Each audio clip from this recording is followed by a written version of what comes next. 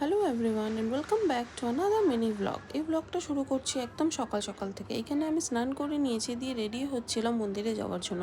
এখানে আমরা অ্যাকচুয়ালি গিয়েছিলাম ঠনঠনিয়া কালী মন্দিরে।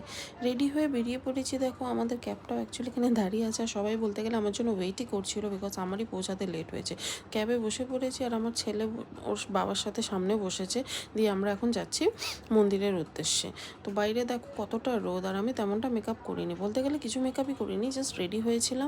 আর দেখো বাইরে কোনো ভিড় নেই, ভিড় তেমনটা নেই, কোনো রাশ আওয়ার্স নেই। সেই অফিসের যে রাশ আওয়ার্সটা থাকে সেটা একদমই নেই, তাই এর জন্য আমাদের বেশি টাইম লাগেনি, আমরা তাড়াতাড়ি পৌঁছে গিয়েছি। দেখো আমরা ঠনঠনিয়া মন্দিরে পৌঁছে গেছি। এটা হচ্ছে ঠনঠনিয়া কালী মন্দির। কলকাতায় যারা থাকো তারা নিশ্চয়ই জানো এই মন্দিরটার ব্যাপারে।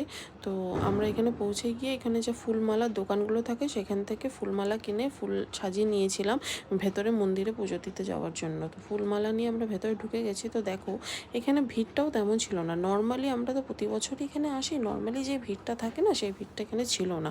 হয়তো পরে আস্তে আস্তে ভিড়টা হবে, এখনও তেমন লোক আসেনি। আর দেখো এখান থেকে মায়ের মুখটা কি সুন্দর দেখা যাচ্ছে।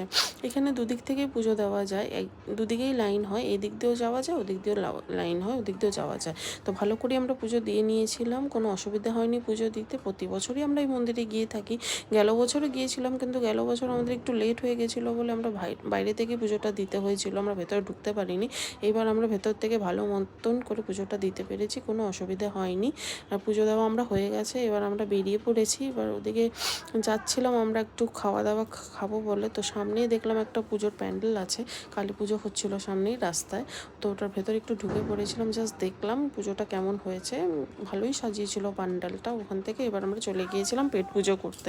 তো আমি নিয়ে নিয়েছিলাম ধোসা, আর সঙ্গে নিয়ে নিয়েছিলাম মশালা কোলা। ধোসা আর মশালা কোলা খেয়ে আমি বাড়ি ফিরে এসেছিলাম। চলো দেখা হচ্ছে নেক্সট ব্লগে, টিল দেন বাই।